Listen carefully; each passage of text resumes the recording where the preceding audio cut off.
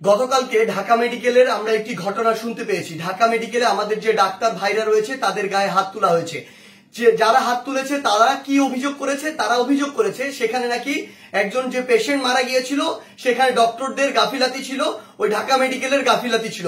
এখন প্রশ্ন হচ্ছে যে ডক্টরদের বা ঢাকা মেডিকেলের যে গাফিলাতি ছিল কিনা এটি নির্ধারণ আপনি কিভাবে করতে পারেন, কোন এক্সপার্টিজের ভিত্তিতে এটি নির্ধারণ করতে পারেন এবং এই অথরিটিটি আপনাকে কে দিয়েছে? যদি কোনো গাফিলাতি থেকে থাকে, ডক্টরের হোক, প্রশাসনের হোক, কিংবা যে কারো হোক, কিংবা কর্তৃপক্ষের হোক, অবশ্যই তার বিচার হবে। তার বিচার একটি প্রক্রিয়াধীন প্রক্রিয়া হবে, একটি তদন্তের মাধ্যমে হবে। সেই অভিযোগটি আপনি বিএমডিসি তে করতে পারেন কিংবা সেই অভিযোগটি আপনি প্রশাসনের কাছে করতে পারেন। কিন্তু আপনার কি অভিজ্ঞতাটুকু রয়েছে, আপনার কি দক্ষতাটুকু রয়েছে যে একজন ডক্টর তার সাথে গাফিলতি করেছে কিনা সেটি যাচাই করার? আমাদের সবচেয়ে বড় এখন যে সমস্যাটি হয়ে গিয়েছে, আমরা এই বাঙালিরা অধিকাংশ ক্ষেত্রে অধিকাংশ বাঙালি নিজেদেরকে সব জায়গার দক্ষ মনে করি এবং সব জায়গায় নিজের নাক গলাতে যাই।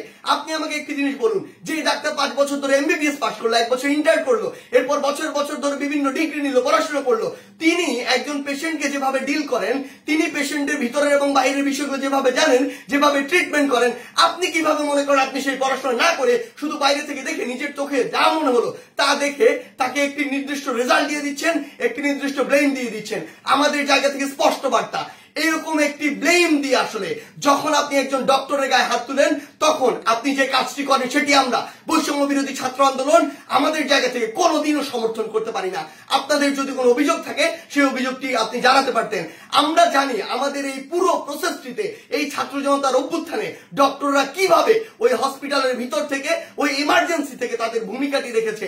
আমরা দেখেছি যখন কিছু সরকারের পাঁচাটা স্পিরিট, ডক্টরদের যে স্পিরিট, সেই স্পিরিটটি যাদের মধ্যে নাই, এমন গুটি কয়েক ডক্টর যখন ওই ছাত্র জনতার গণঅভ্যুত্থানে আমাদের আহত ভাইদের চিকিৎসা দিতে বাধা দিচ্ছিল, তখন অধিকাংশ ডক্টর নিজের জায়গা থেকে রিস্ক নিয়ে আমাদের ওই ভাইদেরকে চিকিৎসা দিয়েছিল।